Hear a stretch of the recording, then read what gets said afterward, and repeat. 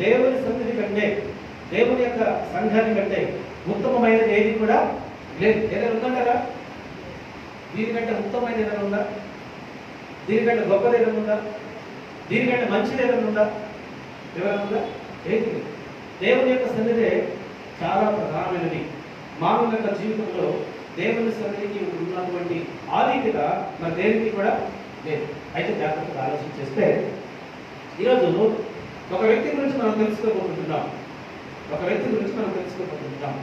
ఆ వ్యక్తి ధైర్యం కలిగిన వ్యక్తి, ఆ వ్యక్తి బలము కలిగినటువంటి వ్యక్తి, ఆ వ్యక్తి పరాక్రమం కలిగినటువంటి వ్యక్తి. ఒకటి ధైర్యం ఉంది, రెండవది బలం ఉంది, మూడవది పరాక్రమం ఉంది, నాలుగవది యుద్ధ నైపుణ్యం ఉంది, ఐదవది దేవుని యందు భయభక్తులు ఉన్నాయి, ఆరవది ఉన్నతమైన స్థితి కలిగినటువంటి వ్యక్తి.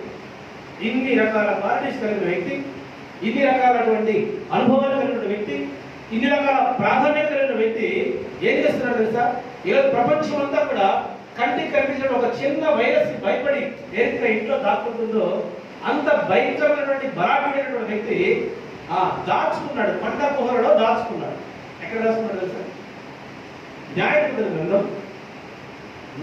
గ్రంథం 6వ అధ్యాయము 11వ వచనం చూద్దాం. 11వ వచనం. యెహోవా దూత వచ్చి అభియోజనీయుడైన యోవాషునకు కలిగిన వఫ్రాలో మస్తకి వృక్షం కింద కూర్చుండెను. యోవాషు కుమారుడైన గిద్యోను మిద్యానీయులకు మరుగైనట్లు గానుగ చాటున గోధుమలను దొడ్ల కొట్టుకుంటుండగా గిద్యోను ఏం చేస్తున్నాడంటే గిద్యోనుడు ఏం చేస్తున్నాడు? గానుగ చాటున కూర్చున్నాడు. గానుగ అంటే మనకి బాగా తెలుసు కదా, ఊరి గ్రామీణ ప్రాంతాల్లో చూసినట్టు. గానుగ అంటే తెలుసా? పిండి గానుగలు ఉంటాయి, రకరకాల ద్రాక్ష గానుగలు ఉంటాయి, పెద్ద గానుగలు ఉంటాయి. అయితే ఆ గానుగ చాటున కూర్చొని ఈయన గోధుమలు దుండగొట్టుకుంటున్నాడు. ఆహారం కోసం గురించుకోవడానికి గోధుమలు దుండగొట్టుకుంటున్నాడు. ఈయన స్థితిని గురించి దేవుడు ఒక దూతను ఆయన దగ్గర పంపించాడు. పంపిస్తే ఆ దూత ఆ వ్యక్తితో మాట్లాడుతున్న 12వ వచనంలో చదవండి. ఎవరు మాట్లాడుతుంది? యెహోవా దూత అతనికి కనబడి, పరాక్రమం గల బలాఢ్యుడా, యెహోవా నీకు తోడై ఉన్నాడని అతనితో అనగా. చాలండి. దూత ప్రత్యక్షంగా ఏం మాట్లాడుతుందా? బలాఢ్యుడితో, పరాక్రమం కలిగిన బలాఢ్యుడా, యెహోవా నీకు తోడై ఉన్నాడు. హల్లెలూయా చెప్పండి. హల్లెలూయా. దేవునికి మహిమ. ఒక పరాక్రమం కలిగిన బలాఢ్యుడు ఎక్కడ దాచుకున్నాడంట? గానుగ చాటున దాచుకున్నాడు. ఎక్కడ?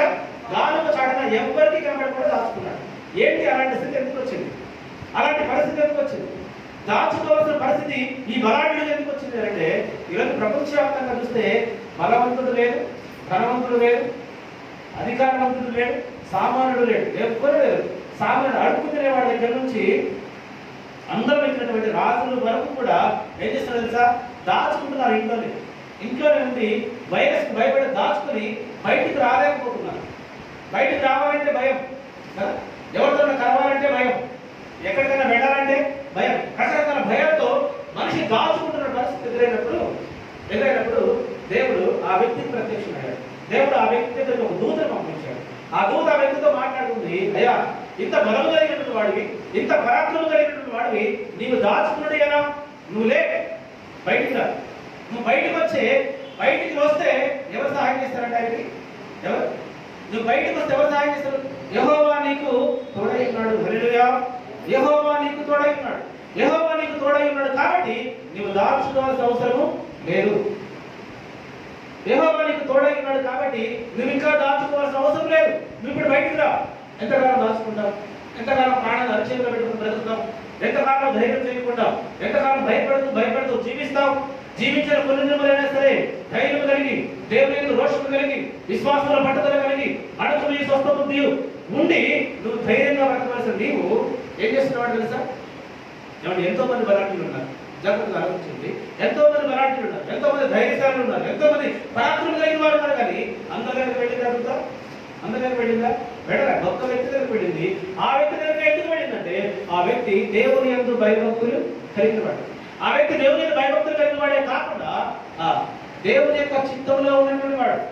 దేవుని యొక్క చిత్తంలో ఉన్నటువంటి వాడు. అందుకే ఆ వ్యక్తి దగ్గర వెళ్ళి చెప్తున్నటువంటి మాట, యెహోవా దూత మనకి కనబడి పరాక్రమ గల బలాఢ్యుడా యెహోవా నీకు తోడై ఉన్నాడని అతనితో అనగా గిద్యోను చింతము నాయకుడు వాడ యెహోవా నాకు తోడై ఉన్న ఎడల ఇదంతా మాకు ఎలా సంభవించెను యెహోవా ఐగుప్తులో నుండి మమ్మల్ని రప్పించినని చెప్పుచు మా పితరులు మాకు వివరించిన ఆయన అద్భుత కార్యములని ఏమాయను యెహోవా మమ్మల్ని విడిచిపెట్టి మిద్యానుల చేత మమ్మల్ని అప్పగించినని అతనితో చెప్పాడు. హల్లెలూయా.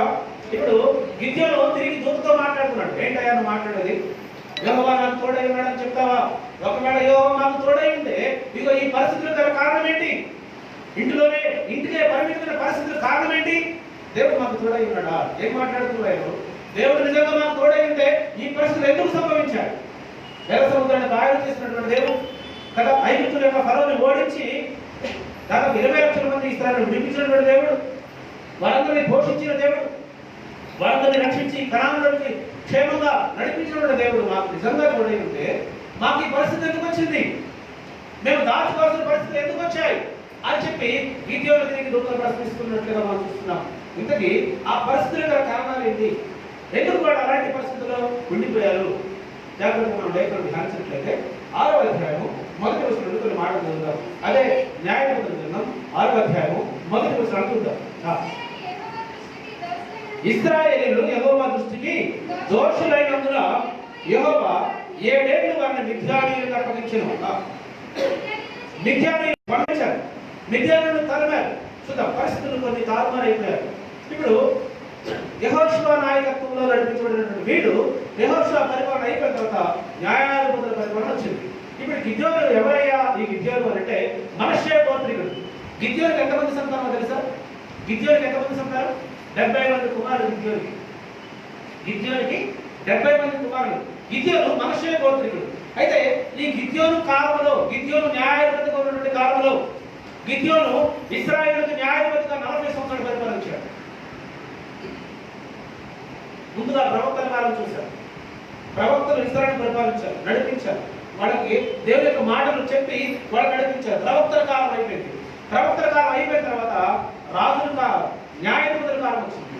న్యాయాధిపతుల కాలం అయిపోయిన తర్వాత రాజుల కాలం వచ్చింది. అవునా? అవునా? రాజులు ఎక్కడి నుంచి స్టార్ట్ అయ్యారు? సౌలు రాజు దగ్గర నుంచి ఇశ్రాయేలు పరిపాలించడం ప్రారంభమైంది. సౌలు రాజు. అంతకంటే ముందు ఎవరున్నారు? వాళ్ళకి రాజు ఎవరు లేరు. ఎవరున్నారంటే న్యాయాధిపతులు ఉన్నారు. సంసోను ఒక న్యాయాధిపతి, దెబోరా ఒక న్యాయాధిపతి, గిద్యోను ఒక న్యాయాధిపతి. అలా దాదాపుగా చాలా మంది న్యాయాధిపతుల వారికి న్యాయం చెప్పిన వారిని న్యాయంగా పరిపాలించారు. అంతకంటే ముందు ఎవరున్నారు ఇశ్రాయేలుకి?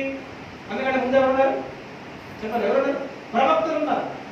యెషయా ప్రవక్త కదా, ఏలియా ప్రవక్త, ఇంకా ఎవరెవరు ఉన్నారు? ఇంకా చాలా మంది ప్రవక్తలు ఉండి వాళ్ళని నడిపించారు. ప్రవక్తల కాలం అయిపోయింది, న్యాయాధిపతుల కాలం వచ్చింది. న్యాయాధిపతుల కాలం అయిపోయిన తర్వాత ఎవరి కాలం వచ్చింది? రాజుల కాలం వచ్చింది. రాజుల కాలం కూడా అయిపోయింది. ఇప్పుడు ఏ కాలం నడుస్తుంది? ఇప్పుడు ఏ కాలం నడుస్తుంది? ప్రజాస్వామ్య ప్రభుత్వం. ప్రజలే రాజులు ఎన్నుకున్నటువంటి ప్రభుత్వం. ఈ కాలంలో ఇప్పుడు మనం ఉన్నాం. రాజుల కాలం అంతరించిపోయింది. ఇంకా కొన్ని దేశాల్లో రాజులు ఇంకా పరిపాలిస్తూనే ఉన్నారు. సరే, దాన్ని పక్కన పెట్టేస్తే ఇప్పుడు ఇశ్రాయేలు ఒకప్పుడు ఎవరి మీద జయించారంటే మిద్యానీయులను జయించారు. మిద్యానీయులతో యుద్ధం చేసి వాళ్ళు ఓడించారు. కానీ ఇప్పుడు వాళ్ళు జరుగుతున్న పరిస్థితి ఏంటి తెలుసా? ఇశ్రాయేలు మిద్యానీయులు ఓడించారు. ఓడ బండ్లు అయిపోయాయి, బండ్లు ఓడలు అయిపోయాయి. పరిస్థితులన్నీ తారుమారైపోయాయి. చూద్దాం ఒకసారి మనం సంఖ్యాకాండ గ్రంథంలో చూస్తాం. సంఖ్యాకాండ గ్రంథం 31వ అధ్యాయం.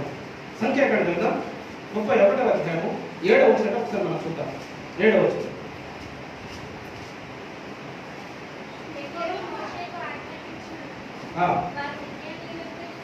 యెహోవా మోషేకు ఆజ్ఞాపించినట్లు వారు మిద్యానీయులతో యుద్ధము చేసి మగవారందరినీ చంపబడిన ఇతరులు కాక మిద్యాను రాజులను, అనగా మిద్యాను 5 రాజులైన ఎమీని, రేకేను, నూరును, హూరును, రేపును చంపిరి. బేయోరు కుమారుడైన బిలామును ఖడ్గముతో చంపిరి. గత కాలంలో జరిగినటువంటి పరిణామాలు ఏంటి? ఇశ్రాయేలు ఐగుప్తు నడుస్తున్న కాలంలో జరిగిన పరిణామాలు ఏంటంటే మిద్యానీయులతో యుద్ధం చేసి ఇశ్రాయేలు గెలిచారా, ఓడిపోయారా? ఇశ్రాయేలు ఏం చేశారు చెప్పండి, ఫాలో అవుతున్నారా? ఇశ్రాయేలు ఏం చేస్తున్నారు? గెలిచారు. ఇశ్రాయేలు గెలిచి మిద్యానీయులను హతము చేశారు. ఎప్పుడు? న్యాయాధిపతుల కంటే ముందు కాలంలో. న్యాయాధిపతుల కంటే ముందు కాలంలో మోషే వారికి నాయకత్వం వహించిన కాలంలో. మోషే వారు నాయకత్వం వహించిన కాలంలో మిద్యానీయులతో యుద్ధం చేసి ఇస్రాయేలు గెలిచారు.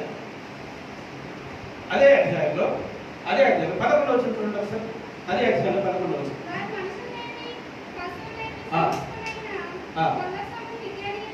వారు మనుషులనేమి పశువులనేమి సమస్తమైన పర్వతమును మిద్యానీయుల ఆస్తిని యావత్తును తీసుకుని తరువాత వారు మోయాబు మైదానంలో యెరికో ఎదురున్న యోర్దాను దగ్గర దిగి దండులో మోషే ఎదురున్న యాజకుడైన ఎలియాజరునందుకు ఇశ్రాయేలుల సమాజమునందుకు చెరపట్టిన వారిని అపహరణములను ఆ కొల్ల సొమ్మును తీసుకుని రాగాచ. గత కాలంలో జరిగింది ఏంటి? మిద్యానీయులని ఇశ్రాయేలు జయించారు. మిద్యానీయులని ఇశ్రాయేలు యుద్ధంలో జయించారు. మిద్యానీయులను ఓడించారు. వాళ్ళ కలిగిన సమస్తమును కొల్లగొట్టారు. వారు కలిగిన సమస్తమును దోచుకున్నారు. ఎవరు దోచుకున్నారు సార్? ఇశ్రాయేలు మిద్యానీయులు. కాలగర్భములో కొన్ని సంవత్సరాలు గడిచిపోయారు. దేవుడు చేసినటువంటి మేలు మర్చిపోయారు. దేవుడు ఇచ్చినటువంటి విజయాన్ని మర్చిపోయారు. ఇప్పుడు ఇశ్రాయేలు గర్విష్ఠులుగా మార్చబడి యెహోషువ నాయకత్వం అయిపోయిన తర్వాత న్యాయాధిపతుల నాయకత్వంలోకి వచ్చేసరికి ఇప్పుడు జరుగుతున్నటువంటి పరిణామాలు ఏంటి? న్యాయాధిపతుల గ్రంథం 6వ అధ్యాయం 1వ వచనంలో మనం చూస్తే ఇశ్రాయేలీయులు యెహోవా దృష్టికి దోషులైనందున యెహోవా 7 ఏళ్లు వారిని మిద్యానీయులకు అప్పగించెను. ఎవరు అప్పగించారంట? యెహోవా ఎవరికి అప్పగించాడు? శత్రువుడికి అప్పగించాడు. శత్రువుడికి యెహోవా అప్పగించకపోతే మిద్యానీయులు ఇశ్రాయేలుకు గెలిచే అవకాశం ఉందంటారా? మిద్యానీయులు ఇశ్రాయేలుకు గెలవగలరా? గెలవలేదు. ఎందుకంటే అంతకు ముందు అనేక సార్లు యుద్ధాలు జరిగినప్పుడు ఇశ్రాయేలు వాళ్ళని ఓడించేశారు. వాళ్ళ పురుషులందరినీ హతము చేశారు. వారు కలిగిన సమస్తమును దోచుకున్నారు. అలాంటి వాళ్ళు శక్తిహీనులు. అలాంటి వాళ్ళు కొన్ని సంవత్సరాల తర్వాత మళ్ళీ బలము పొందుకొని ఇశ్రాయేలు మీదకి వచ్చి యుద్ధం చేసి ఇశ్రాయేలుని ఏం చేస్తున్నారు? టార్చర్ చేస్తున్నారు.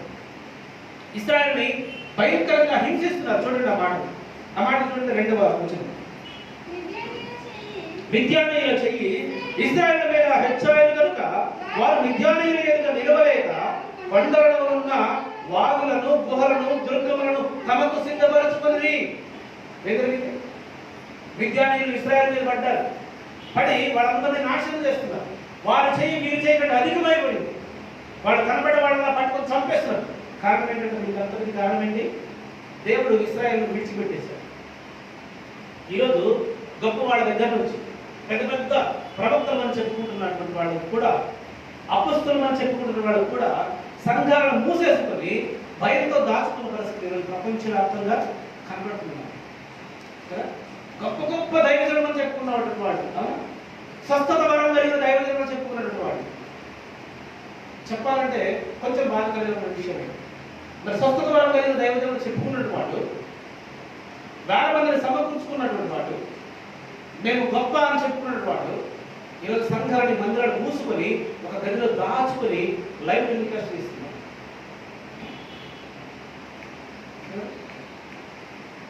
ఈరోజు ప్రపంచవ్యాప్తంగా జరుగుతున్న ఒక భారతదేశంలో మాత్రమే కాదు, ప్రపంచవ్యాప్తంగా ఈ సంఘటన మనం చూస్తున్నాం. ప్రపంచవ్యాప్తంగా చనిపోయిన వాళ్ళని లేపామని చెప్పుకున్నటువంటి అబద్ధ బోధకులు,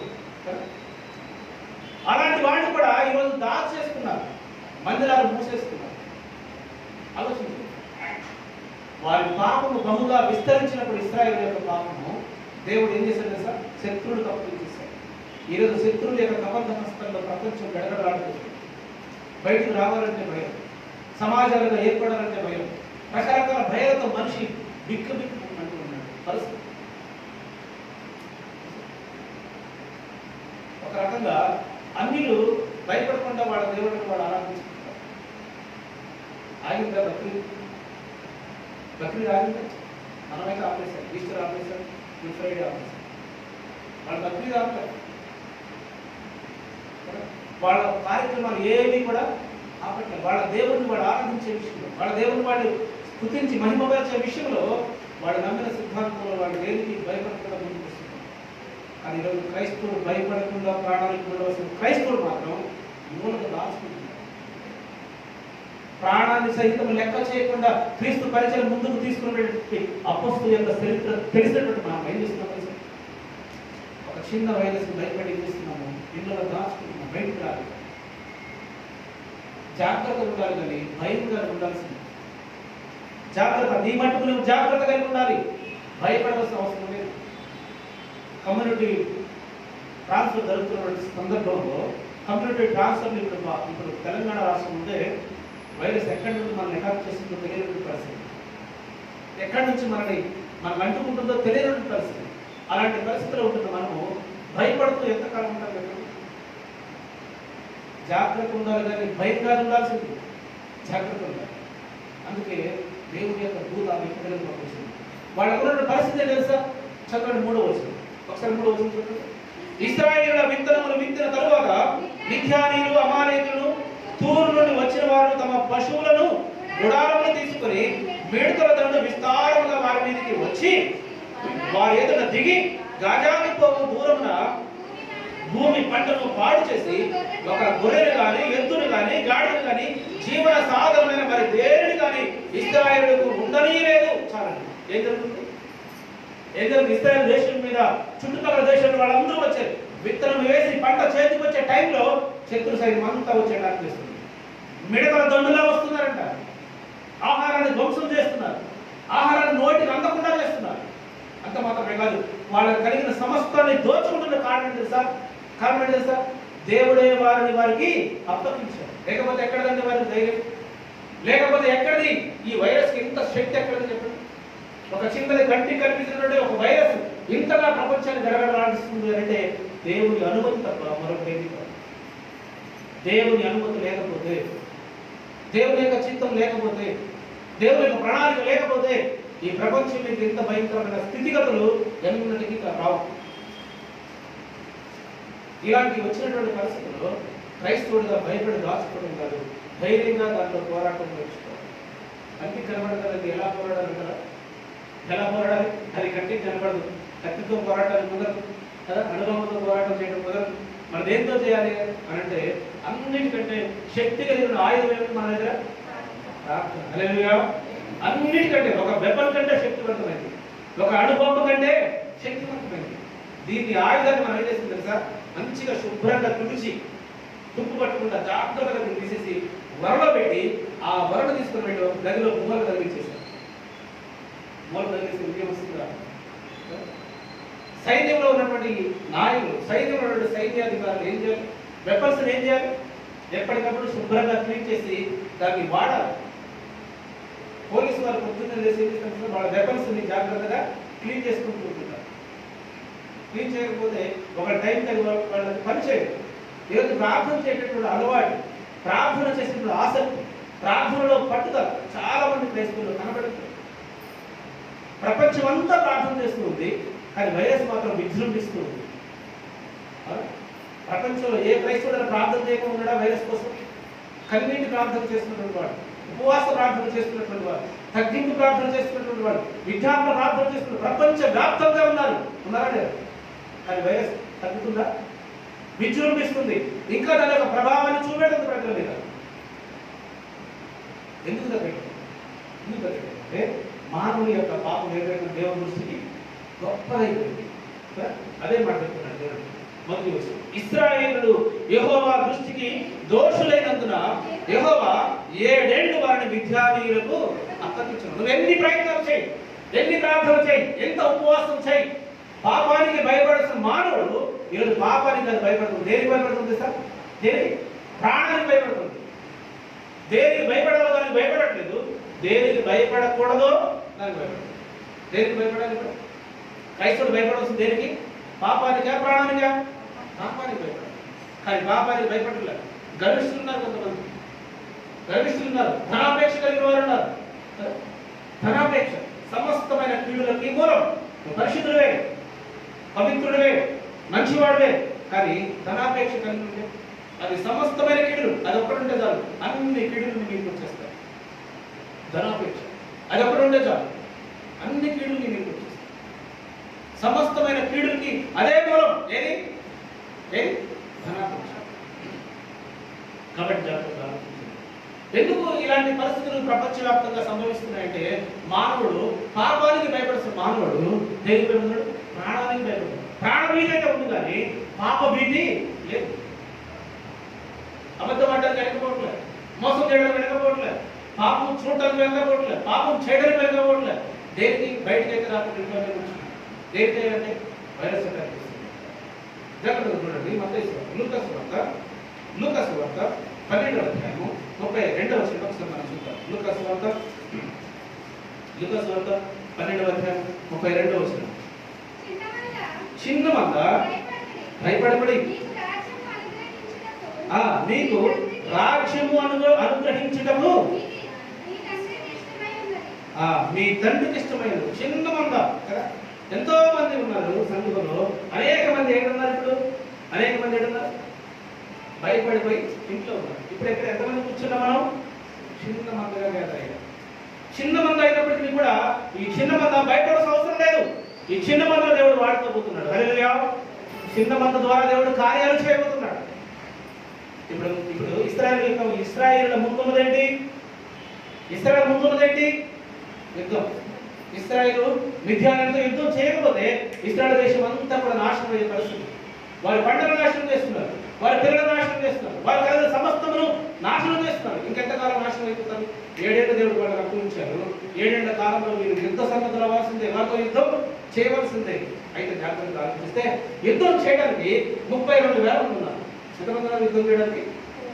32,000 మంది సైన్యం ఉన్నారు. దేవుడు అన్నాడు, దేవుడు వాళ్ళతో మాట్లాడాడు. ఎవరితో?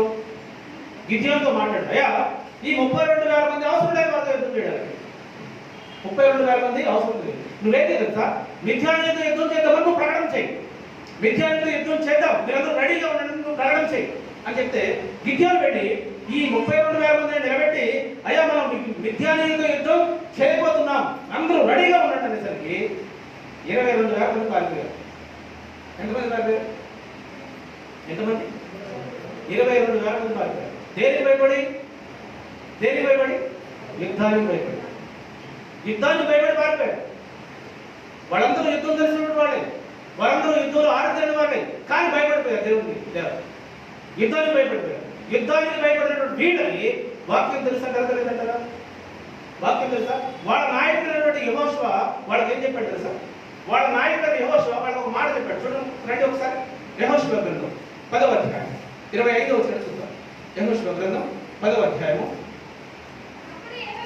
25వ వచనం. అప్పుడు యెహోషువ వారితో మీరు భయపడకుడి, జడియకుడి,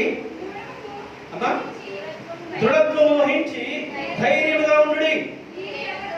మీరు ఎవరితో యుద్ధము చేయుదురో ఆ శత్రువులందరికీ యెహోవా వీరికి చేసినట్లు చేయను. హల్లెలూయా.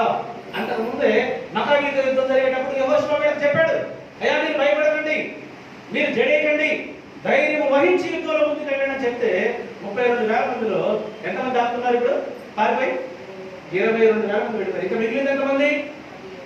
32,000 22,000 పోతే ఎంత మిగిలింది? 10,000 మంది మిగిలింది. ఇప్పుడు 10,000 మంది ఎవరిని ఎదుర్కోవాలి?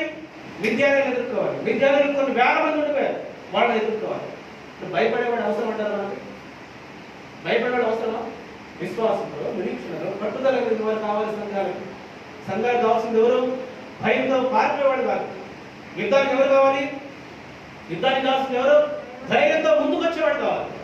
సైన్యం శత్రువులు ముందుకు వస్తుంటే వెనకబడి తీసి ముందు పెట్టేవాడు కాదు, వెనకున్నటువంటి వాళ్ళని తీసి ముందు నిలబెడతారు. వాడు కాదు కావాల్సింది, ముందు వరుసలో నిలబడి ధైర్యంగా పోరాడగలిగినటువంటి పోరాట పటిమ కలిగిన వాడు కావాలి. ప్రార్థనలో, సహవాసంలో, విశ్వాసంలో, బలముతో, దృఢముతో, భయం లేకుండా దేవుని యొక్క స్థితిలో పోరాటకులు యోధులు కావాలి.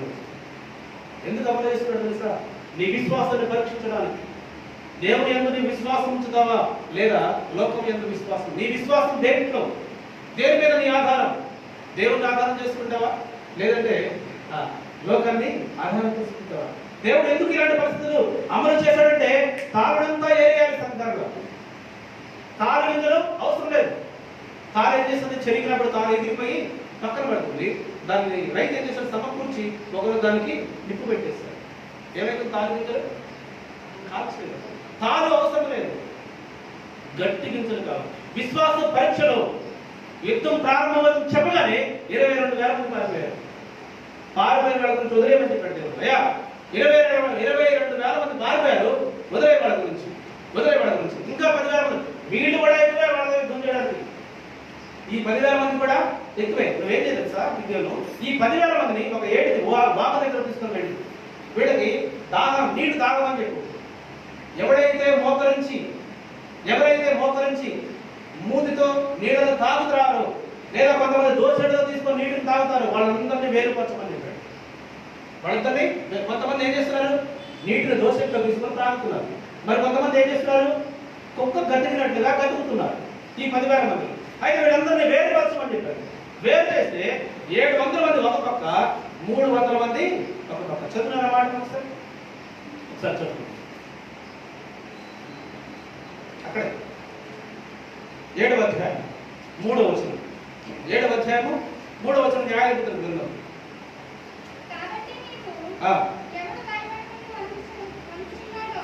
ఎవడు భయపడి వణుకుచున్నాడో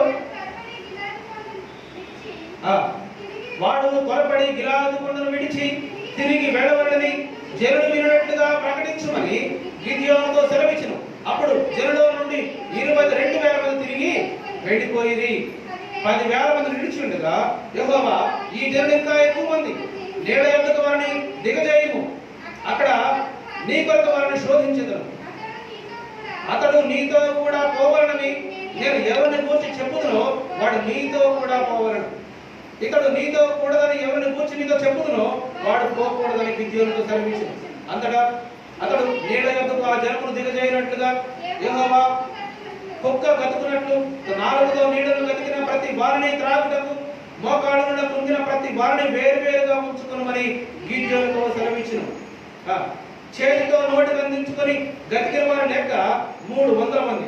మిగిలిన జనులందరూ నీళ్లు త్రాగుటకు మోకాళ్ళలోని కృంగిరి. ఏమైంది? 10,000 మందిని ఏడు దగ్గర తీసుకుని వెళ్ళాడు. 10,000 మందిని నీళ్లు త్రాగమని చెప్పారు. కొంతమంది మోకాళ్ళ మీద పడి నోటితో కుక్క గతికినట్టుగా గదుగుతున్నారంట నీళ్లు తాగడానికి. మరి కొంతమంది 300 మంది ఏం చేశారంట? దోసెట్లో నీళ్ళను తీసుకుని త్రాగుతున్నారంట. దేవుడు చెప్పారు వాళ్ళందరినీ వేరుపరచు.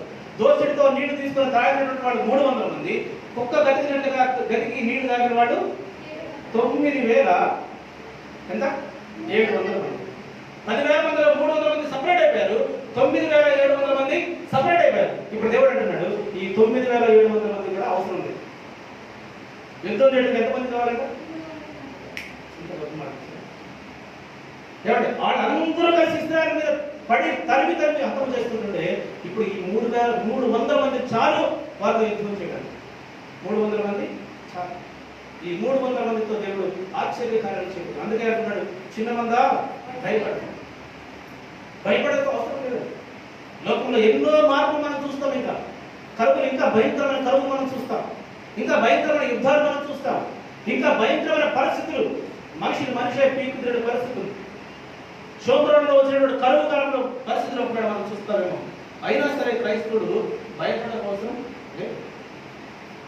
అపోస్తలుడు పౌలు అంటాడు కదా, బ్రతుకుగా క్రీస్తే, చావైతే మేలు, నాకు లాభం. కాబట్టి చావు లాభంగా ఇచ్చిన వ్యక్తి ఎవరు? పౌలు. ఆ పౌలు బోధనలో, ఆ పౌలు యొక్క మాటల్లో అద్భుతమైన మాటలు ఉంటాయి. సువార్తలు, ఆ పత్రికలు, పౌలు రాసిన పత్రికలు. కనుక క్రైస్తవుడు భయపడవలసింది, దేవుని యొక్క భయభక్తులు కలిగిన వాడు భయపడవలసిందే. ప్రాణానికి కాదు, కానీ దేనికి భయపడాలి సార్? పాపానికి భయపడాలి, దేవునికి భయపడాలి, దేవుని యొక్క ఉగ్రతకు భయపడాలి, దేవుని యొక్క మాటలకు భయపడాలి, దేవుని యొక్క సన్నిధికి భయపడాలి. దేవుని యొక్క సన్నిధిని నిర్లక్ష్యం చేస్తున్నారు ఏకమంది. భయపడేవాడు అవసరం లేదు, దేవుడు చెప్తున్నారు. ఎందుకంటే అంతకుముందు నేను వాళ్ళకి చెప్పా, మీరు భయపడవద్దు. చూడండి ద్వితీయోపదేశకాండం, చూడండి ఒకసారి ద్వితీయోపదేశకాండం 31వ అధ్యాయం, ద్వితీయోపదేశకాండం 31వ అధ్యాయం 6వ వచనం ఒకసారి మనం చూద్దాం. ద్వితీయోపదేశకాండం 31వ అధ్యాయము 6వ వచనం ఒకసారి మనం చూద్దాం. 6వ వచనం. భయపడకుడి, వారిని చూసి దిగులు పడకుడి, నీతో కూడా వచ్చేవాడు నీ దేవుడైన యెహోవాయే, ఆయన నిన్ను విడువడు, నిన్ను ఎడబాడు. హల్లెలూయా, హల్లెలూయా. మీరు భయపడకండి. పురాతన కాలం నుంచి, తాత ముత్తాత నుంచి నేర్చుకున్నటువంటి మాట ఏంటి? ఇశ్రాయేలు ఏం నేర్చుకున్నారు? భయపడవద్దు. ఎన్ని పరిస్థితులు సంభవించాలి, ఎంతమంది యుద్ధం దండెత్తని, ఎన్ని రకాల శోధనలు గురికాలి, ఎన్ని రకాలైన సరే మీరు భయపడవలసిన అవసరం లేదు. భయపడకండి. భయపడకపోతే దేవుడు ఏం చేస్తారంట? భయపడినటువంటి వాళ్ళకి దేవుడు ఏం చేస్తారంట? లూకా సువార్త ఇంతకుముందు చదివారు కదా. లూకా సువార్త 12వ అధ్యాయం 32వ వచనంలో చెప్తున్నాడు మాట చూడండి ఒకసారి. చిన్న మంద భయపడబడి మీకు రాజ్యమును అనుగ్రహిస్తాను. భయపడిన వాడికి తండ్రికి ఏమి ఇష్టము ఇవ్వడానికి, భయపడిన వాడికి రాజ్యాన్ని దేవుడిస్తారు. అది దేవునికి ఇష్టము. కానీ వీళ్ళందరూ విన్నట్టుగా భయపడిపోతున్నారు. ఇశ్రాయేలు అందరూ భయపడకుండా ధైర్యంగా ఉండవలసిన వాడు భయపడిపోతున్నారు. అందుకే ద్వితీయోపదేశకాండం 31వ అధ్యాయము 6వ వచనంలో ఆయన చెప్తున్నమాట, భయపడబడి వారిని చూసి దిగులు పడబడి నీతో కూడా వచ్చు వాడు నీ దేవుడైన యెహోవాయే, ఆయన నిన్ను విడువడు, నిన్నెన్నడను ఎడబాయడు. ఆయన విడిచిపెట్టే దేవుడు కాదు, ఆయన నిన్నెన్నడను కూడా ఎడబాసే దేవుడు. మనుషులు విడిచిపెడతారు కదా, స్నేహితులు విడిచిపెడతారు, బంధువులు విడిచిపెడతారు కదా. మనిషి అన్నవాడు ఎవడో ఒకటి ఏదో ఒక సందర్భంలో ఏదో రకంగా విడిచిపెడతారు ఖచ్చితంగా. మనం మంచిగా ఉంటే వాడు మంచిగా ఉంటాడు, మనం చెడ్డగా ఉంటే వాడు చెడైపోతాడు. పరిస్థితులను బట్టి మనుషులు మారిపోతారు, కాలానుగుణంగా మనుషులు మారిపోతారు. కానీ ఎన్నటికీ మారిన దేవుడు మన దేవుడు కదా, ఎప్పటికైనా మారు. ఆయన మాట ఒకసారి వాగ్దానం చేశాడంటే మళ్ళీ తిరిగి రిటర్న్ తీసుకునేవాడు కాడు. ఇన్ని మాటలు ద్వారా ఇశ్రాయేలు హెచ్చరించబడ్డారు, ఇన్ని మాటల ద్వారా ఆదరించబడ్డారు. ఎంతోమంది ప్రవక్తలు చెప్పారు నువ్వు భయపడవద్దు, వారిని చూసి నువ్వు దిగులు పడవద్దు. ఇప్పుడు ఎవరికి భయపడుతున్నారు ఇశ్రాయేలు? విజ్ఞానికి భయపడుతున్నారు. విజ్ఞానితో యుద్ధం చేద్దామంటే 22 వేల మంది పారిపోయారు. విన్నారా మాటలు? విన్నారు. చూసారు ఆశ్చర్యకార్యాలు? చూశారు. అనుభవించారా? లేదు, అనుభవించారు. అన్నీ ఉన్నాయి. ఆశీర్వాదాలు పొందుకున్నాం, స్వస్థత పొందుకున్నాం, దీవెనలు పొందుకున్నాం, మరణం నుండి శాపం నుండి తప్పించబడి రక్షించబడి సంఘంలో చేర్చబడి అన్ని బాగా ఉన్నాయి. కానీ మనలో ఏముంది? భయం. భయం. ఈ భయాన్ని క్రైస్తవుడు ఎప్పుడైతే పోగొట్టుకుంటాడో ఆ పోగొట్టుకున్న క్రైస్తవుడు నిత్య రాజ్యానికి వారసుడు. చిన్నమందా భయపడబడి నా తండ్రికి ఇష్టమైంది భయపడకుండా ధైర్యంగా ఉంటే నేను మీకు ఏమిస్తాడట? రాజ్యాన్ని ఇస్తాడట. ఏ రాజ్యం అది? పరలోక రాజ్యం. అన్నీ తెలుసు, కానీ ఆచరణలో మనం పెట్టాం. ఆచరణలో ఉంటుంది మనం పెట్టాం. అనాది కాలం నుండి వాళ్ళు వింటూనే ఉన్నారు ఇస్తాడు. భయపడద్దు, నీ దేవుడు నీకు తోడై ఉన్నాడు. భయపడవద్దు, దిగులు పడవద్దు, నీ దేవుడు నిన్ను విడిచిపెట్టేవాడు. అనాది కాలం నుంచి వింటున్నాడు. మోషే దగ్గర విన్నారు, తర్వాత ఎవరి దగ్గర విన్నారు? మోషే నాయకత్వం తర్వాత ఎవరికి వచ్చిన నాయకత్వం? యెహోషువకు వచ్చింది. యెహోషువ కూడా అదే చెప్పాడు. యెహోషువ కూడా ఏం చెప్పాడు? 10వ అధ్యాయం 25వ వచనంలో. యెహోషువ 10వ అధ్యాయం 25వ వచనం ఇందాక చదివాం కదా, చదవండి.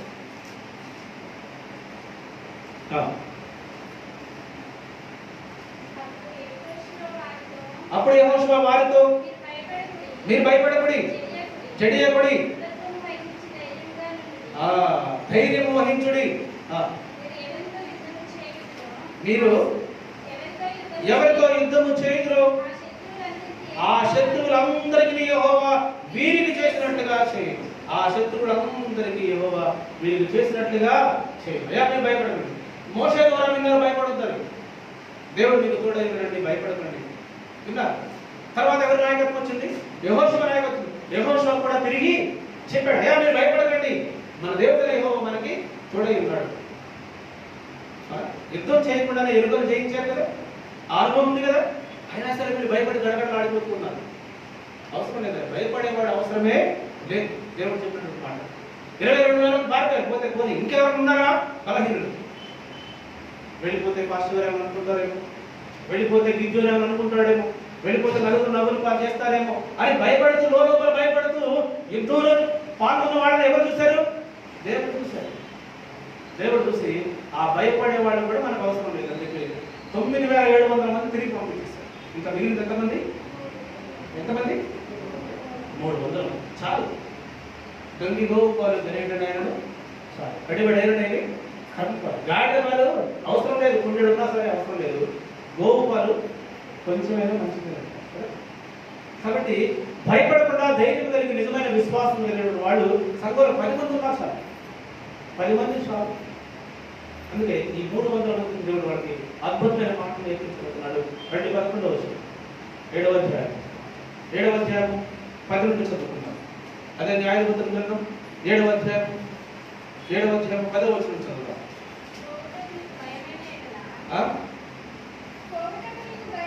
పోవుటకు నీ పనివాడైన పురాతో కూడా దండుకు దీపము వారు చెప్పుకొనుచున్న దానిని వినిన తరువాత నీవు ఆ దండులకు దిగిపోటకు నీ చేతులు బలపరచుడని చెప్పగా అతడును అతనితో కూడా పురాయను ఆ దండులో ఉన్న సన్నద్ధులను ఎదుర్కొపోయి మిద్యానీయులను అమాలేకులను తూరువారును లెక్కకు మిడతల వలె ఆ మైదానంలో పరుండి ఉండిరి.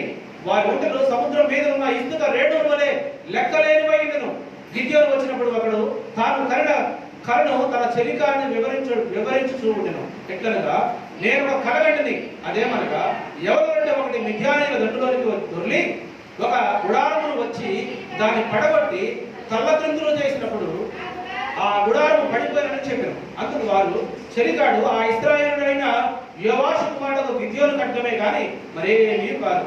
దేవుడు మిద్యానీయులను ఈ దండును అతని చేతికి అప్పగించబోతున్నాడని ఉత్తరం ఇచ్చాను. గిద్యోను ఆ కళ వివరమును దాని తాత్పర్యం విన్నప్పుడు అతడు యెహోవాకు నమస్కారం చేసి ఇశ్రాయేలుడైన దండులోకి తిరిగి వెళ్ళి, రండి, యెహోవా మిద్యానీయుల దండును మీ చేతికి అప్పగిస్తున్నాడని చెప్పి ఆ 300 మందిని 3 గుంపులుగా చేసి బోర మూదునట్టి బోరను ఒట్టి కుండను ఆ కుండలలో దివిటిను ప్రతి వారి చేతికిచ్చి వారితో వెళ్ళను, నన్ను చూసి నేను చేయనట్లు చేయండి చాలండి. మిద్యానీయుడు అమలేదు. ఎంతమంది ఉన్నారంటే ఇప్పుడు వీళ్ళంతా మిడతల దండు వలె ఉన్నారు. మిడతల దండును ఎవరైనా లెక్కించగలరా? ఎప్పుడు లెక్క. అంటే వారి సైన్యం ఎంత ఉంది? లెక్కలేనంత సైన్యం ఉంది. లెక్కలేనంత సైన్యం ఉంది. మన మధ్య మిడతల దండు వచ్చింది భారతదేశంలో. ఏం జరిగింది? అది ఒక పంట మీద వాలి వెళ్ళిపోక ఆ పంట ఏమైతుంది? బీడు భూమిలా మారిపోయింది. పచ్చదనం ఏమీ కనబడలేదు. ఆ మిడతల దండులాగా సైన్యం ఉంది. ఎక్కడుంది? మిద్యానీయుల సైన్యం, తర్వాత అమ్మోనీయుల సైన్యము మిడతల దండు వలె ఉంది. మరి ఇశ్రాయేలు ఎంతమంది ఉన్నారు? 300 మంది. దేవుడు తోడుగా ఉంటే 300 మంది కూడా అవసరం లేదు, 3 కూడా మాత్రమే. ఇశ్రాయేలు సైన్యం 300 మంది ఉన్నారు. 300 మంది నాయకత్వం వహించిన గిద్యోను ఉన్నాడు. శత్రు సైన్యం ఎంతుందంటే మిడతల దండులా ఉంది. మిడతల దండు. అపవాదిని ఎదిరించడానికి క్రైస్తవుడు కావాల్సింది ఏంటి? ఏం కాదు సార్? ఎఫెసీ పత్రిక చూద్దాం. ఎఫెసీ పత్రిక 6వ అధ్యాయం 12వ వచనం చూద్దాం. 12 చదువు. తుదకు ప్రభు యొక్క మహాశక్తిని బట్టి ఆయన బలవంతులైనడి మీరు అపవాది తంత్రమును ఎదిరించుటకు శక్తివంతులగినట్లు దేవుడిచ్చి సర్వాంగ కవచమును ధరించుకునడి. ఏదైనా మనము పోరాడున్నది శరీరులతో కాదు కానీ ప్రధానులతోనూ అధికారులతోనూ ప్రస్తుత అంధకార సంబంధులకు లోక నాథులతోనూ ఆకాశ మండలమున్న దురాత్మల సమూహములతోనూ పోరాడుచున్నాము. అందుచేత మీరు ఆపద్దినమందు వారిని ఎదిరించుటకు సమస్తము నెరవేర్చిన వారై నిలబడటకు శక్తివంతులగినట్టు దేవుడికి సర్వాంగ కవచమును ధరించుకొనడి. ఏలయనగా మీ నడుములకు సత్యమైన దట్టును కట్టుకొని నీతి అను మైమరుపు తొడుక్కుని పాదములకు సమాధాన సువార్తలను సిద్ధమనసు జోడును తొడుక్కుని నిలవబడుడి. ఇవన్నీ గాక విశ్వాసమును దారి పట్టుకొనడి. దానితో మీరు దుష్టుని అగ్నిబాణములన్నిటినీ ఆర్పుటకు శక్తివంతులగుదురు. మరియు రక్షణైన శిరస్త్రాలను దేవుని వాక్యమును ఆత్మ ఖడ్గమును ధరించుకునడి. ప్రపంచం అంతా యుద్ధం చేస్తుంది. దేని మీద యుద్ధం చేస్తుంది? కంటికి కనిపించినటువంటి ఒక వైరస్ తో యుద్ధం చేస్తుంది. మరి క్రైస్తవుడు యుద్ధంలో పాల్గొనాలి. దానికంటే ముందుగా ఏం చేయాలి? క్రైస్తవుడు ఏం కావాలి?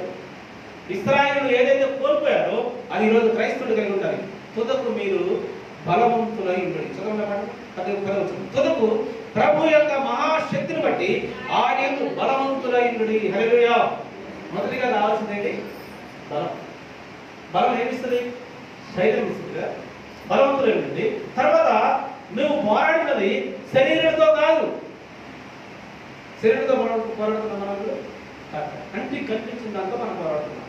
దురాత్మల సమూహాలతో మనం పోరాడుతున్నాం. దురాత్మల సమూహంగా పోరాడుతున్నాం. కాబట్టి ముఖ్యంగా నీకు కావాల్సిన వాక్య జ్ఞానం కావాలి.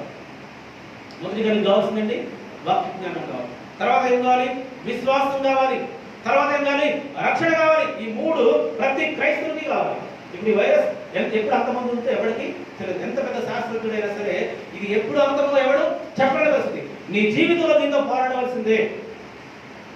ఎందుకు ఇది దురాత్మ సమూహం అని చెప్పారంటే, ఇదిగో దీన్ని అడ్డం పెట్టుకుని సంఘాలు మూతపడ్డాయి, దీన్ని అడ్డం పెట్టుకుని మందిరాలు మూతపడ్డాయి, దీన్ని అడ్డం పెట్టుకుని స్తుతి ఆరాధన క్లోజ్ చేయబడింది, విజ్ఞాపన ప్రార్థనలు ఆగిపోయాయి, స్తుతి కూడాలు ఆగిపోయాయి, సువార్త కూడికలు ఆగిపోయాయి. ఇదే దురాత్మ సమూహం అని భావిస్తే, ఇదే దురాత్మ సమూహం అయితే నీకు కావాలి వాక్య జ్ఞానం, నీకు కావాలి సువార్త, నీకు కావాలి రక్షణ, నీకు కావాలి విశ్వాసం. నా దేవుడు నా పక్షంలో ఉండగా నాకు విరోధి ఎవడు? ఎవడంటే నీకు విరోధి? నీ జీవితంలో ఏ పనిని ఆపట్లేవు, కానీ నువ్వు ఆపుతున్న పని ఏంటి తెలుసా? ఏం పని ఆపుతున్నావు? ఏం పని ఆపుతున్నావు? మందిరానికి వచ్చి మాత్రమే ఆపేస్తున్నావు. అంటే ఇది ఏం పోరాటం? ఇది దురాత్మల సమూహాలతో పోరాడుతున్నాం. అన్ని చేస్తున్నాం కదా, ఉద్యోగం చేస్తున్నాం, వ్యాపారం చేస్తున్నాం, పెళ్లిళ్ళు చేస్తున్నాం, బారసాలు చేస్తున్నాం, అన్నప్రసన్న చేస్తున్నాం, రకరకాల కార్యక్రమాలు అన్ని చేస్తున్నాం. కానీ ఒక సంఘాలలో ఆరాధన మాత్రమే ఆపేస్తాం. ఇది దురాత్మల ఆలోచన కదా, సాతాను కలిగించినటువంటి కుయుక్తి కదా, సాతాను పన్నాగంలో చిక్కుకున్నటువంటి విధానం కదా. ఆలోచించేయండి, ఆలోచించండి. అందుకే నీకు కావాలి ధైర్యం. ఎంతకాలం దాచుకుంటావా బలాఢ్యుడా, పరాక్రమం కలిగిన బలాఢ్యుడా? రా, దేవుడు నీకు తోడై ఉన్నాడు. రా, శత్రువుతో యుద్ధం చేయి. ఈరోజు సాతాను యొక్క చిత్తాన్ని నెరవేర్చేటటువంటి పరిస్థితి మనం ఏర్పడ్డాయి. చట్టాలను అడ్డం పెట్టుకుని, చట్టాలు చేసినటువంటి వాటిని అడ్డం పెట్టుకుని ఈరోజు సంఘాలు మందిరాలు మూతపడే కారణం తెలుసా? దేవుని యొక్క నామానికి అవమానకరంగా. మనం కూడా లోకస్తులతో కలిసిపోయాం. విశ్వాసం ఉందా? లేదు విశ్వాసం. వారిలో ఏ విశ్వాసం ఉందో నీలో అదే విశ్వాసం ఉంది, మనలో కూడా అదే విశ్వాసం. వాడికి రక్షణ లేదు, నీకు రక్షణ ఉంది. కానీ ఆ అడుగు ఒకే దానికి భయపడుతున్నాడు. అన్యుడు దేనికి భయపడుతున్నాడో నువ్వు కూడా దానికే భయపడుతున్నావు. కానీ దేవుడు వాగ్దానం ఇచ్చాడు, నువ్వు భయపడదు, నువ్వు భయపడదు. ప్రాణం ఈ రోజు కాకుండా ఏమైనా పోయేది. జాగ్రత్త వహించి, ధైర్యం వహించి దురాత్మల సమూహంతో పోవడం. నీవు ఏం జరిగింది సార్? ఈరోజు పూర్తికి మనం ఏం కట్టుకున్నాం? మాస్క్ కట్టుకున్నాం. కానీ నువ్వు కట్టుకోవాల్సింది మాస్క్ కట్టుకోవాలి, ఇంకేం కట్టుకోవాలి? చదవండి కింద మాట, చదవండి సార్. ఆత్మీయంగా తీసుకోండి జాగ్రత్తగా. అందుచేత మీరు ఆపదినమందు వారిని ఎదిరించుటకు సమస్తమును నెరవేర్చిన వారై నిలబడటకు శక్తిమంతులైనట్లు దేవుడిచ్చి సర్వాంగ కవచమును ధరించుకుని. సర్వాంగ కవచం బుల్లెట్ ప్రూఫ్, బుల్లెట్ ప్రూఫ్ సర్వాంగ కవచం అంటే నడునెత్తి నుంచి అరికాలు వరకు సర్వాంగ కవచాన్ని ధరించుకోవాలి. ఆ సర్వాంగ కవచమే వాక్య జ్ఞానం, ఆ సర్వాంగ కవచమే ఈ యొక్క రక్షణ సువార్త. చదవండి కింది మాటలో రాయబడింది ఆ మాట చదవండి. సర్వాంగ కవచమును ధరించుకుని యాలయనగా మీ నడుములకు సత్యమైన తట్టిని కట్టుకొని, నీతి అను మై వరకు తొడుకుని, పాదములకు సమాధాన సువార్త వర్ణన సిద్ధ మనసు అను జోడును ధరించుకుని, ఇవన్నీ కాక విశ్వాసమును డాలు పట్టుకుని, దానితో మీరు దుష్టుని అగ్ని బాణములన్నిటిని ఆర్పడకు శక్తిమంతులగుదురు. మరియు రక్షణ శిరస్త్రాణమును దేవుని వాక్యమును ఆత్మ ఖడ్గమును ధరించుకుని. దేవుని యొక్క ఆత్మ ఖడ్గం కావాలి. ఇవన్నీ ధరించుకోవాలి క్రైస్తవులు. ఇవన్నీ నీకు ఎలా ఉపయోగపడుతుంది తెలుసా? సర్వాంగ కవచంగా ఉపయోగపడతాయి. ఈరోజు మనం మాస్క్ పెట్టుకున్నాం, మంచిదే. గ్లౌజ్ పెట్టుకున్నాం, మంచిదే. శానిటైజర్ వాడాం, మంచిదే. కానీ ఎంతకాలం దీన్ని కాపాడుకోగలం? ఎంతకాలం చెప్పలేదు. 50 సంవత్సరాలు, 60 సంవత్సరాలు, అధిక బలం ఉన్న 80 సంవత్సరాలు. దాని తర్వాత దేవుడి సర్వాంగ కవచం నీకు లేదు. ప్రభుత్వం వారు ఇచ్చే సర్వాంగ కవచాలు ఉన్నాయి. ఈ సర్వాంగ కవచాలు ప్రభుత్వం వారు ఇచ్చినటువంటి శానిటైజర్ కావచ్చు, గ్లౌజ్ కావచ్చు, మాస్క్ కావచ్చు, డిస్టెన్స్ కావచ్చు, ఇవన్నీ కూడా ఈ రోజులో బ్రతికినంత కాలం మహా అయితే 50, 60, 70, 80 సంవత్సరాలు మనం కాపాడతాయి, మంచిది. 80 సంవత్సరాల తర్వాత అయినా సరే ఈ లోకాన్ని మనం విడవలసింది. అప్పుడు నీకు సర్వాంగ కవచం లేకపోతే, అప్పుడు దేవుడి ఆత్మ ఖడ్గము నీకు ఎక్కడ లేకపోతే, అప్పుడు ఎవరు కాపాడతారు? ఎవరైనా కాపాడతారు? భయపడవలసింది పాపానికి కానీ దేనికి కాదు, ప్రాణానికి కాదు. ప్రాణ భయం మీద ఉంది, మంచిదే. దానికంటే ముందుగా నువ్వు భయపడాల్సింది పాపానికి భయపడాలి.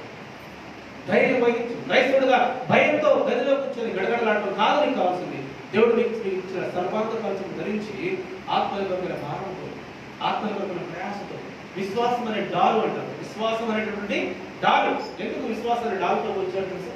డాలు అంటే ఎదురుగా వచ్చేటువంటి బాణాలు కావచ్చు, ఎదురుగా వచ్చేటువంటి రాళ్ళు కావచ్చు, ఎదురుగా వచ్చేటువంటి ఏదైనా సరే ఆ పోలీసు వారి దగ్గర ఏముంటుంది, దారు ఉంటుంది, దాన్ని అడ్డం పెడతారు. మనకు తగలకుండా దానికి కావాల్సింది అగ్ని బాణాలు లాంటి తోటలు లాంటి మాటలు నిన్ను ఆత్మీయ జీవితంలో పడిపోకుండా నీకు విశ్వాసం కాదు, విశ్వాసాన్ని దృఢముగా స్థిరముగా గట్టిగా పట్టుకునేలా మనమే ఆయన యొక్క ఇల్లు, మనమే ఆయన యొక్క ఇల్లు. విశ్వాసాన్ని డారుతో పోల్చాడు. ఈరోజు దారు లేకుండా చాలా మంది యుద్ధరంగంలో ప్రవేశిస్తున్నారు. చిన్న చిన్న ప్రశ్నలకు సమాధానం చెప్పలేక విశ్వాసాన్ని కోల్పోతున్నారు. చిన్న చిన్న శోధనలకు తట్టుకొని నిలబడలేక పడిపోతున్నారు. చిన్న శోధన ఒక రకంగా విశ్వాసాన్ని డారుతో పోల్చాడు. రక్షణ దేంతో పోల్చాడు తెలుసా? శిరస్త్రాణం. హెల్మెట్ లేకపోతే ఏం చేస్తారు ప్రభుత్వం వారు? బైక్ మీద వెళ్ళే వారికి హెల్మెట్ కావాలి, లేకపోతే ఏమైంది ఫైన్ చేస్తారు. ఎందుకు ఫైన్ అంటే అది నీ రక్షణ. పొరపాటున కింద పడిపోతే నీ తల డివైడర్కో రోడ్డుకో రాయికో కొట్టుకుంటే తల బ్రద్దరైపోతే మనిషి భరించిన అవకాశమే లేదు. ఈ శిరస్త్రాణం దేంతో పోల్చాడు? రక్షణతో పోల్చాడు. రక్షణ ఒక బైక్ నడిపే వ్యక్తికి శిరస్త్రాణం ఎంత ప్రధానమైందో ఒక క్రైస్తవునికి, ఒక మనిషికి రక్షణ అంత ప్రాముఖ్యమైంది. ఈ రక్షణ దాన్ని మనం శిరస్త్రాణంతో పోల్చాడు. నీ తలకైనా బలమైన గాయం తగిలితే బతికే అవకాశం ఉందా? లేదు. అందుకే రక్షణ చాలా ఇంపార్టెంట్. రక్షణ ఖచ్చితంగా మనం తీసుకోవాలి. రక్షణ ఎలా వస్తుంది? యేసుక్రీస్తు నామములో బాప్తిస్మం పొందితే మనం రక్షించబడతాం. ఆ రక్షణ నువ్వు శిరస్త్రాణంగా ధరించాలి. తర్వాత ఏం చేయాలంటే చదువు. ఇవన్నీ కాక విశ్వాసమును డాలు పట్టుకుని దానితో మీరు దుష్టుని అగ్నిబాణములన్నిటిని ఆర్పుటకు శక్తిమంతులగుదురు. మరియు రక్షణను శిరస్త్రాణమును దేవుని వాక్యమును ఆత్మకర్మము. ఇది చాలా మంది దగ్గర లేదు. ఏం తెలుసా? దేవుని వాక్యం చాలా మంది దగ్గర. వాక్యం తెలుసా మీకు? తెలియదు. దేవుని వాక్యం చాలా మంది తెలియదు కాబట్టి ఎవరో చేతి చెప్తే దానికే తరగదు, అటువైపే పరిగెత్తారు. వాక్య జ్ఞానం అనుకుంటే, వాక్య జ్ఞానం అనుకుంటే నీ ఆత్మను రక్షించుకోవడానికి, నీ ఆత్మను కాపాడుకోవడానికి అది ఏమైతుందంట? ఖడ్గం వలె ఉపయోగపడుతుంది. ఖడ్గం అదే ఆత్మ ఖడ్గం. దుష్టుని ఎదిరించే అనేకమైన అగ్నిబాణాలు. వాక్యము నీకు ఖడ్గంతో పోల్చబడింది, విశ్వాసము డాలుతో పోల్చబడింది, రక్షణ శిరస్త్రాణంతో పోల్చబడింది. ఇవన్నీ ధరించవలసిన క్రైస్తవుడు ఏం చేస్తున్నాడు? ఈరోజు ఏం చేస్తున్నాడు? ఒక గిద్యోను వలె మూలకు కూర్చొని ఏం చేస్తున్నాడు తెలుసా? చాటకారి వాడిగా మారుతున్నాడు. భయపడుతూ గడగడలాడిపోతున్నాడు ఈరోజు క్రైస్తవులు. ఈరోజు భారతదేశ క్రైస్తవులే కాదు, ప్రపంచ దేశంలో క్రైస్తవుల పరిస్థితి కూడా ఇదే. ప్రపంచ దేశాల క్రైస్తవుల యొక్క పరిస్థితి ఇది. కానీ మొదటి శతాబ్ద కాలంలో క్రీస్తు యొక్క రక్షణ సువార్తను ప్రబలిపోయింది. మరి ఆనాటి కాలంలో ఎన్నో భయంకరమైన శిక్షలు ఉన్నాయి. అయినా సరే ఆగిందా? ఆగలేదు. ఒక ప్రపంచం వలె ఇశ్రాయేలు దేశంలో ప్రారంభమైనటువంటి ప్రపంచం భూ దిగంతముల వరకు వెళ్ళిపోయింది. మొదటి శతాబ్ద కాలంలో ఎన్నో భయంకరమైన హింసలు, ఎన్నో భయంకరమైన శిక్షలు. ఆడికి విధించే శిక్ష పక్కడు చూస్తే గుండాలు చచ్చిపోయే పరిస్థితి. బ్రతికుంటే బలుతాకని తెలుసు, కానీ క్రీస్తును మాత్రం అంగీకరించకూడదు అనేటువంటి పరిస్థితులు అలాంటి కాలంలో ఉన్నాయి. అయినా సరే ఆగిందా? అలాగే భారతదేశంలో ప్రపంచవ్యాప్తంగా ప్రజలందరిలో విశ్వాసం ఎలా ఉంది? విశ్వాసం ఎలా ఉంది? విశ్వాసం కేవలం దేహాన్ని మాత్రమే కాపాడుకునే విశ్వాసం, కేవలం ప్రాణాన్ని మాత్రమే కాపాడుకునే విశ్వాసం. ఆత్మను కాపాడుకునే విశ్వాసం లేదు. ఆత్మను కాపాడుకునే విశ్వాసం ఉంటే ఈ లోకంలో జరిగే కార్యాలు ఎవరు భయపడడం అవసరం లేదు. బయటికి పరాక్రమం కలిగిన బలాఢ్యుడా, దేవుడు నీకు తోడైనాడు, నువ్వు రా బయటికి విద్యార్థి యుద్ధం చేయడానికి. అయ్యా, పరిస్థితులన్నీ నాకు వ్యతిరేకంగా ఉన్నాయి, ఈ పరిస్థితులన్నీ నాకు అనుకూలంగా లేవు, నాతో కలిసి వచ్చేవాడు లేడు, నేను ఎఫ్రాయిము కుటుంబం వాడినే, కానీ నేను చాలా చిన్నవాడిని, నా వల్ల ఏమీ కాదు అని సాకులు చెబితే అవన్నీ కాదు. నేను తోడైనాను. నాకంటే గొప్పవాడు ఎవడన్నా? నాకంటే భూమి మీద లోకంలో ఎవడైనా గొప్పవాడు ఉన్నాడా? వాడెవడో నీకు తోడని రాలేదు కాదు, నేను నీకు తోడైనా, నువ్వు రా బయటికి అని చెప్పి దేవుడు పిలుస్తున్నాడు. కనుక సంఘం ఆలోచించాడు. పాపానికి భయపడాల్సిన మనిషి ప్రాణానికి భయపడి దేవుడి యొక్క సన్నిధికి దూరం అయిపోతాడు. దాని ద్వారా సాతాను యొక్క చిత్తాన్ని నెరవేరుస్తున్నాడు.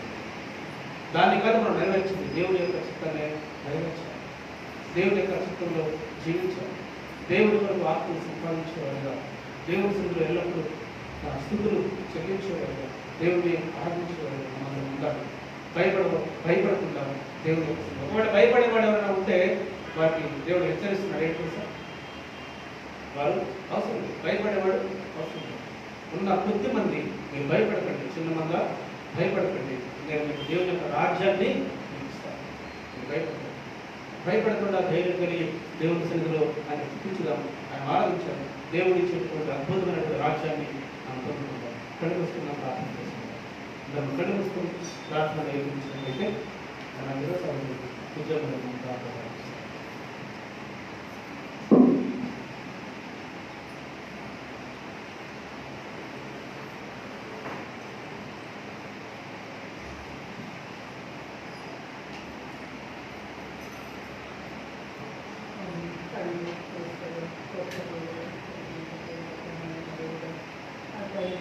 Thank you.